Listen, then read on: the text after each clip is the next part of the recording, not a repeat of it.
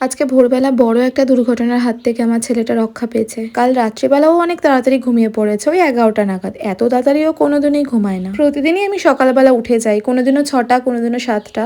আজকে না অনেক তাড়াতাড়ি আমার ঘুমটা ভেঙে যায়, ওই 5টা নাগাদ। আদুও তখন একটু জাগা জাগায় ছিল, তো আমি ভাবলাম কালকে তো অনেক তাড়াতাড়ি ঘুমিয়ে পড়েছে আর অনেক তাড়াতাড়িও খেয়েছে, তো একটু দুধগুলোকে খাইয়ে দিই। আমার বিছানার পাশেই ও সমস্ত খাবার জিনিসগুলো থাকে, তো আমি ঘুম থেকে উঠে ওর দুধ গুলছিলাম। আমি একটাতে গরম জল রাখি, মানে ফুটন্ত জল ফ্লাক্সে, আর একটা দুধের বোতলে গরম জলই ফুটিয়ে ঠান্ডা করে রাখি। আমি পাশ ফিরে দুধ গলছি, দেখলাম ও উঠে বসে পড়েছে। তো আমি ওকে বললাম, শোনা শুয়ে পড়ো শুয়ে পড়ো, মানে বাচ্চাদেরকে যেরকম করে বলে। ও কি করেছে, ঘুমের ঘোরে লাফ দিয়ে আমার কোলে উঠেছে। আর আমার হাতে ছিল গরম জলের ফ্লাক্স, আমার হাতে জল পড়ে সেই জল ওর মাথার মধ্যে পড়ে। এরকম হওয়া তো ভীষণই চিৎকার করে কান্না করতে শুরু করে, আর ওকে দেখে আমি রীতিমতো ভয় পেয়ে কাঁপছিলাম। আমি ওকে ধরতে পারছিলাম না, জানো, মাথাটা পুরো লাল হয়ে গেছিলো। সঙ্গে সঙ্গে ঠান্ডা জল দিই, আর ওর চুলে যেই তেলটা ইউজ করি সেই তেলটা আমি লাগিয়ে দিই। বাচ্চাটা আমার এতটাই কষ্ট পেয়েছে, ফুপিয়ে ফুপিয়ে 1 ঘন্টা কান্না করেছে। তারপরে ওকে দুধ খাওয়ানো হয়, 1 ঘন্টা পর কান্না থামে, একটু ঘুমোই।